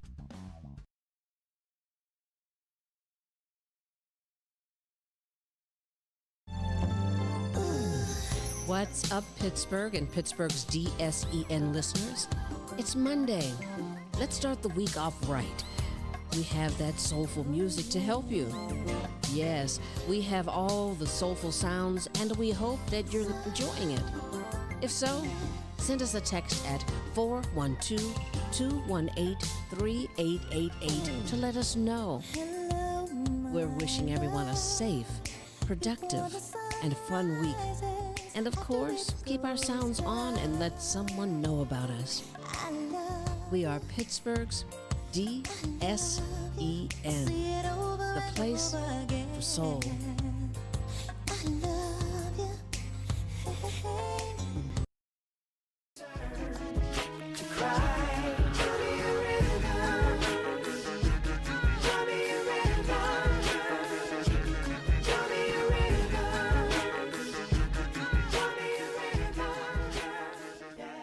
Welcome back to Relationship Conversations with Dr. Linda Bing on Pittsburgh's DSEN. Right before the break, we were talking about exes and the different types of exes that exist. And I wanted you to think about what kind of ex are you and what kind of exes do you have in your life? Because it is, it could make your relationship crowded because there's someone extra in that relationship. So that's the current topic. And of course, if you want to get in and make it a true conversation, give me a call at 412-213-8995 or text a message to 412-218-3998. And of course, if you are streaming on YouTube, put a comment into the comment section and the producer will make sure that I get it and I can answer that comment or question. Okay, so as we move ahead, keep in mind that it's often not the contact, it's the intimacy. It's not the fact that you speak to your ex that's a problem. It's what you talk about, or how often you talk, or how long are the conversations, when do they occur, all of those things, parts of a relationship that should be preserved for that special someone. If your ex is still having access to that, it could be a problem. So before you write off your partner as being weak or jealous or insecure, you have to ask yourself, is their concern reasonable or is it insecurity? And I hope that I gave you enough markers throughout the show to help you determine whether or not their concern is reasonable. If you fall into some of those categories that we talked about, then maybe they do have a legit concern about the relationship that you and your ex have. So now it puts the ball back in your court. What are you going to do about it? How important is your current relationship? Certainly, if it's a relationship and not a marriage, it's easier to just say, okay, I don't want to deal with this and bounce. But if that's somebody that you're married to, or if it's a relationship that is significant and serious and you want it to last, who are you going to let go of? Are you going to, because we have history, we've been through a lot together, they've been my ride or die, are you going to remain loyal to that ex, or are you going to take your current partner's feelings into consideration? And then, of course, when children are involved, an ex is no longer just an ex. They're a permanent part of your child's story. At least they ought to be. If they're an involved parent, then they're a permanent part of the child's story. And the romantic relationship ended, but the parenting relationship did not, or it should not. Sometimes we do see situations where when the relationship ends, the one of the parents just walks away and leaves the child with the other parent as if they have no responsibility for that child whatsoever. So, but in most cases, the parenting relationship did not end just because the romantic relationship ended. And so then the challenge is learning how to end the partnership without destroying the parenting, because you also don't want to create a situation where every time you and the parent get together, there's friction, there's drama. I'm familiar with a situation where the child was living with the mom. The dad had every other weekend, but there was so much tension and animosity between the two of them that they didn't even speak to one another. When I heard about the situation, it was, him communicating with the child, not wanting to talk to the mom, not saying anything when he picked up or dropped off. And anytime they had to speak, it was in elevated voices and it was a heated conversation. So when children are involved, healthy co-parenting matters, and boundaries still matter.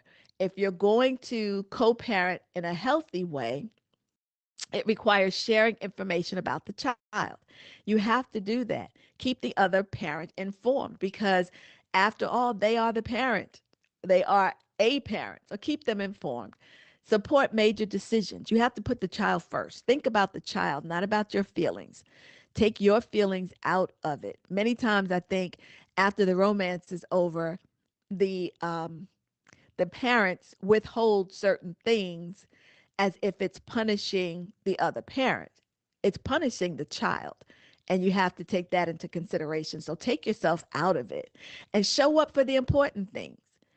Show up. Like in the case that I just shared with you a moment ago about all the tension so that the two of them didn't even speak. In situations like that, he would not go to some of the events, or if he did go to the events, he would not sit anywhere near where the mom was. But as I understand it, many times he did not go because it's like, if she sees me, she's going to come over, she's going to have something to say, there's going to be drama. So you have to find a way to show up for the important moments, because you know, yes, you're trying to protect yourself, but in doing so, you're hurting the child. That kid wants to look in the audience and see mom and dad. So you got to find a way to make that work. And don't use the child as a messenger. Don't be like the situation I just told you about, where everything goes through the child, where especially now when kids have cell phones, so you don't even have to communicate with the parent, but you should because they are the parent. And that's the respectful, responsible thing to do. The marriage ended, the family changed, but the responsibility remained. And so you don't want your child to be caught in the middle. You don't want any hurt or nasty messages being delivered. You don't want the kid to know every detail of what's going on. So it shouldn't be one of those things where it's like, tell your mother, yada, yada, yada. In a healthy relationship, that doesn't exist. You don't make the child choose sides in there. And so you present a unified front. Your mom and I discussed your school situation, and here's what we decided. That would be the kind of thing, not tell your mother she needs to stop doing XYZ, or because now the child becomes the bridge between two adults who need to build their own bridge. They need to make sure that child is kept out of the fray. So are you co-parenting with your ex, or are your children managing the relationship that you two never healed? Respectful communication is necessary. Friendly doesn't mean familiar, but this is where many couples struggle because some people think if we get along, we should talk like we always did. Usually it's from whichever parent is not in a relationship. You still use that old relationship like a crutch. You're not seeing anyone or you're not serious about anyone. So you still want to communicate with that ex, but you need to move on and let that ex move on. And so you can't communicate in the same way. And you have to have respect for their new relationship. You would not want to be disrespected by, an ex constantly calling or interrupting or talking about things that they really shouldn't talk about. So don't subject someone else to it either. And so when relationships like that change, healthy communication, the communication is healthy if it's warm and respectful, if it's clear, you're talking about appropriate things, there are no emotions attached to it, it's necessary, it's businesslike, it's to the point. Now, that doesn't mean you can't say, how are you? That doesn't mean you can't ask them about family members. Maybe that someone's dad, your ex's dad is ill. It's okay to say, how is he doing? How's your father? What's going on? Those things are okay. You just don't want to get into lengthy conversations. And in fact, I would say not only are they okay, but they're advisable because that's your child's grandfather. And so you want to make sure that your child maintains a good relationship with grandparents. And you want your child to see what healthy co-parenting looks like. You want them to see the two of you having healthy communication. So don't make it cold or hostile. Don't be distant. Don't punish them emotionally or punish them by making it difficult for them to see the child and things along those lines. Because again, kids are watching and they're like sponges soaking it all up. So you can respect your ex without creating insecurity for your current partner.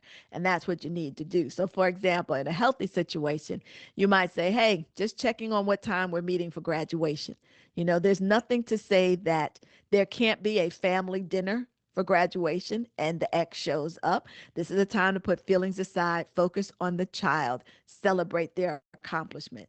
It's kind of questionable if you say things like, remember when we were planning his kindergarten graduation? Can you believe how our baby has grown? Those were some good times. And I wish we could plan more events together. Now you're starting to go down a rabbit hole that you don't want to go down. So one is connection around the child. The other one is emotional reminiscing around the former relationship, and that should be avoided.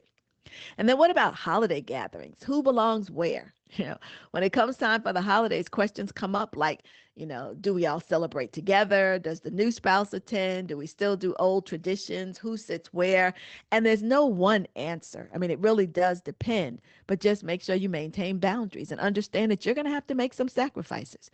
You may not be able to go to Christmas this year, but maybe you have Christmas next year. You're going to have to give and take in something like that. So some families can celebrate together beautifully and there's no problem, but there are others that can't.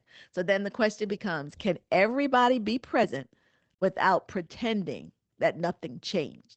that's not a good situation, because sometimes adults say, like, we do everything together for our kids, but the kids are secretly confused because they wonder, are mom and dad getting back together? What about the new partner, the new spouse, and they start wondering too, exactly where do I fit in? You guys are still a family as far as I can tell. And so that can be confusing. So, watch stuff like that. And then their birthday celebrations. Again, focus on the child. A child's birthday is not a family reunion for the former couple. The focus should be, how do we make this child feel loved? And in some situations, you have to have two celebrations. You celebrate one way with mom and celebrate another way with dad. And one of the celebrations may not be on your birthday or actual birthday. Neither of them may be on your actual birthday, but I've never met a kid who didn't want two birthday celebrations. So if you can't do it together, then just make sure that you do it separately, but you both do it. So it's not like, how do we create what we used to do? Those things are gone. Even if it was something that the child enjoyed. And, I'm not thinking of an example right now. Well, maybe there's a restaurant or something that you went to all the time, or maybe there was a tradition in terms of something that was said all the time. One of the things you can do is say, well, we're going to start some new traditions. That's what we did when you were a kid. Now you're growing up, now you're a teenager, or now you're in middle school, whatever it might be. We're going to start creating some new traditions. And so those are things that you can do. And you want to frame it that way, as something new and exciting, so that the child doesn't feel like they're losing something because you guys are no longer together. And then if you're going to do something together, both parents can attend, but everybody's got to be respectful. You have to know what the rules are. There shouldn't be any arguing or ignoring or backbiting or throwing shade. None of that. The new partners need to be included appropriately. You can't have a situation. I know of a situation where it was a funeral and the man was ill. He was the ex. He was ill. It was terminal. He was in hospice. And he actually told his ex-wife that she could come to the funeral, but her husband could not. And I mean, on one hand, I don't know if the husband was going to go or not. He may have let that family that used to exist um, grieve the loss and stay out of it. But to give instruction like that is just not good. And then again, if there are children involved, what are the children thinking and feeling, etc.? So you shouldn't exclude new partners. And if the tradition is one where the new partner can't quite fit in, then it's time for some new traditions. Change the way you do things and just frame it well. I always have to remember that children don't just listen to words. They observe, they read behavior, they know emotions. Kids know when something is off. You don't have to say it. You can try to do it with a smile on your face, but they read behavior. We talked a little bit about school events already. But when things come up like graduations, games, musical performances, parent teacher conferences, those are times for a unified front. Now, those are situations where I would say that it's not necessary for the step parent to be there unless the other biological parent isn't. So if the biological parent that's not in the house is very involved in the child's life, then let those two parents go to the parent teacher conference, because the co-parent that lives with you, okay, let me go back to Sharon and Steve. So Sharon and Steve, Sharon's ex is James. James is very involved in Bruce's life. So let James and Sharon go to the parent teacher conference. It doesn't mean that Steve isn't important or doesn't play a role, but he doesn't need to be there. Sharon can come back home, tell you what the teacher said, because it will potentially create confusion, bad feelings, etc. So let the two biological go, and they can come back and fill you in on what you missed. And when it comes to like audience type things, whether it's a game, a performance, or whatever, that child should not have to look into the audience and see emotional warfare going on. If you can sit together without a problem, then do so, so that when they look up, they see my parents supporting me. If you can't sit together, then fine. One of you sit on one side of the stadium, the other sit down at the other end of the stadium. The child will have to look to find you both. But the goal should be, my family looks different, but I'm still supported. And adults need to ask themselves, will my behavior become part of my child's happy memory or their stressful memory? Because these are things that they're going to remember. So, what is it that you want them to remember? And chances are you might act ugly with the co parent. They're not going to remember that the co parent wasn't paying child support, wasn't coming around, whatever. What they're going to remember is the way you acted, because that's what they're seeing. So, how do you balance? How do you balance parenting and respect and relationships? Couple of rules to go by. Well, I should say guidelines. It's not hard and fast as a rule. It's more of a suggestion or a guideline. But one is, your child gets access, your ex gets boundaries. And so what that means is, because you share a child, your ex will always have a connection to the child, but the connection is not unlimited access. The ex doesn't get to just pop up at the house. The ex doesn't come in and play with the kids, come in, pick them up, take them to your house, take them to a park, do something. So your child gets access to everybody, including the ex, but you have to have boundaries for the ex. Guideline suggestion number 2 is, don't make your new partner compete with your old family. That can happen. A new spouse should not feel like a visitor in their own relationship. So you want to avoid things like saying, well, this is how we've always done it. Again, it's a new relationship. We're starting off new traditions. Do something different. Don't keep trying to repeat the same old patterns. You don't want to tell them something like, well, you're just going to have to accept it. I mean, that's bad for the relationship. And like I said, the foundation has to be strong. The parents have to be strong, or the whole blended family is going to fall apart. And you don't want to say the kids come first, so your feelings don't matter, or you're just going to have to deal with your feelings. No, always be respectful. Yes, the children matter, but the marriage matters as well. The next one, guideline number 3. Don't erase the biological parent. Don't X them out. Don't talk badly about them. If they are as bad as you say they are, that child will discover that on their own. They don't need you talking bad about them, because, again, what they'll remember is, my parents didn't get along. My mom was always putting my father down. They'll remember things like, it's mom's fault, because if she didn't argue so much. You don't want any of that. If they're as bad as you say, don't tell them, well, your dad's not going to show up to pick you up. Let that child experience it themselves. They need to get to know the parent, and that way they don't have resentment towards you. They'll have feelings perhaps towards the parent. So step parents often struggle because they want acceptance, but love grows best without pressure. That's why you don't force things like telling them to call their mom or dad. You don't want that step parent to say, well, I'm your new parent now. No, that sounds like you're erasing the biological parent, like they don't matter, like you're Xing them out, and you don't want to do that. Remember, we talked about, you're an addition, you're a bonus. You are an extra caring person. So you can explain it to them, and it should be explained by the biological parent and the step parent. Sit down together and talk and frame it in a positive way, but never make it sound like you're taking over.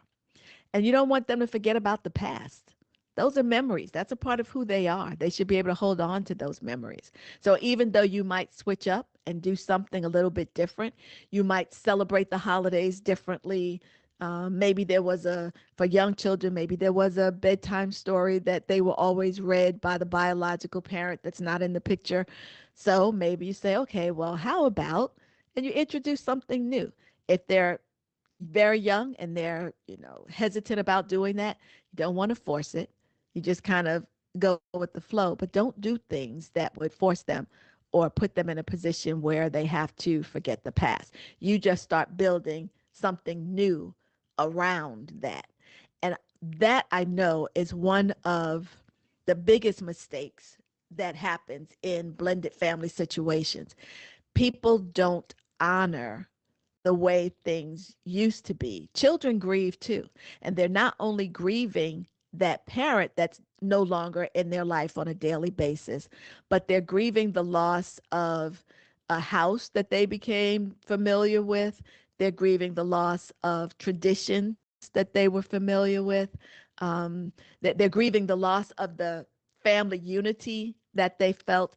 Things are different and they're grieving. So you don't want to create a situation where you interrupt that. Allow them the time and the space to grieve. Allow them the time and the space to heal so that they will be whole. They will have positive feelings towards you, the step parent, and you have a better chance of bonding in situations like that. Be there for them when they need you to be there, but under no circumstances do you want to create a situation where the child feels like they're being forced to do something or their biological parent is being replaced, because many children are going to feel like that anyway. So it's really incumbent upon the parents that are in the household to make sure that the opposite message gets passed on. The healthiest blended families understand that love is not a competition, but roles do require clarity. People have to be clear on what their roles are, how involved they can or cannot be, who's going to do what.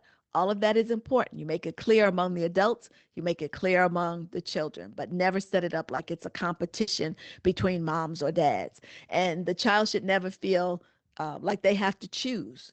That's not a good way to do it. You don't want them to choose. So the question is not, can everybody be close? The question is, does everybody know where they belong? Everybody can be close, but everybody has a lane and everybody needs to stay in their lane. You know, what comes to mind for me as I say that is back in my high school days, I ran track. And one of my events was to run on a relay team. But even if you're not on a relay team and you're running a race, everybody has their lane and everybody needs to stay in their lane. Otherwise, you are creating chaos. So, final thoughts. Every healthy relationship needs boundaries, not because love is weak, but because love deserves protection. In fact, it's the healthy boundaries that make and keep healthy relationships. You know, it's like when somebody takes medication and then they feel better and they say, oh, well, I don't need my medication anymore. I'm good. No, the reason you're good is because you're taking the medication. So don't stop taking the medication.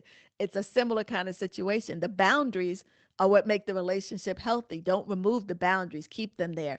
Because whether you're blending families or just managing former relationships, the goal is the same. You want to create a space where everybody knows where they belong and where the primary relationship remains the priority. So here's something to ask yourself.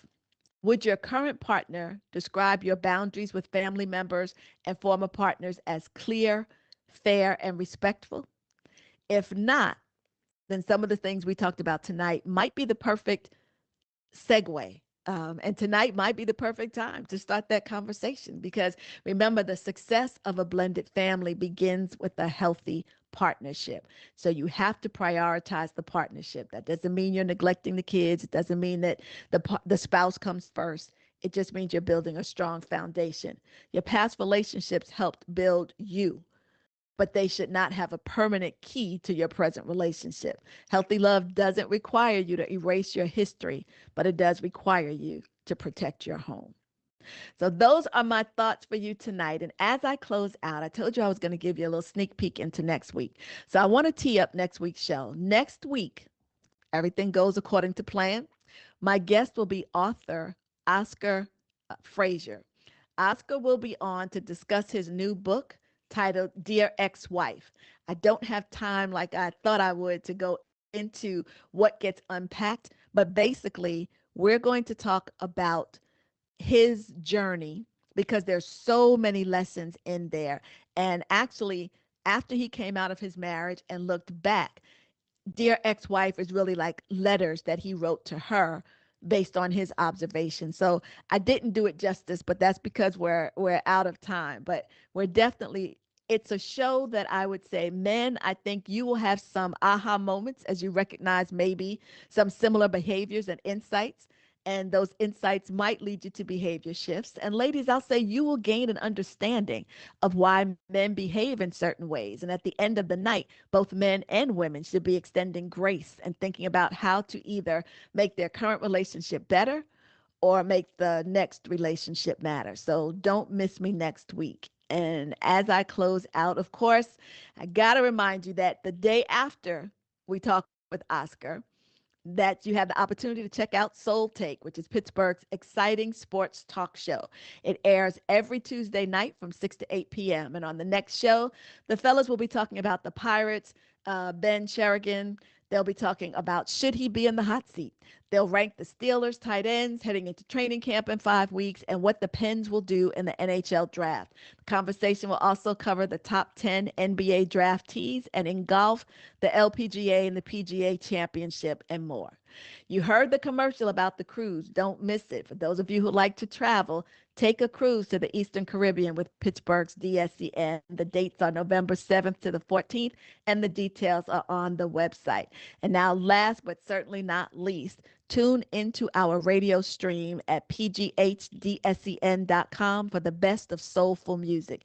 It begins right now and goes straight through until midnight. And while you're on the website, please subscribe. It's free and it will keep you updated on all of our 24/7 programming, whether that's the soulful music, Pittsburgh sports talks, and the lifestyle programming like this show here. So again, I thank you for your time tonight tuning into Relationship Conversations with Dr. Linda Bing. And as always, when I leave you with this thought: keep learning, keep growing, keep loving. One love.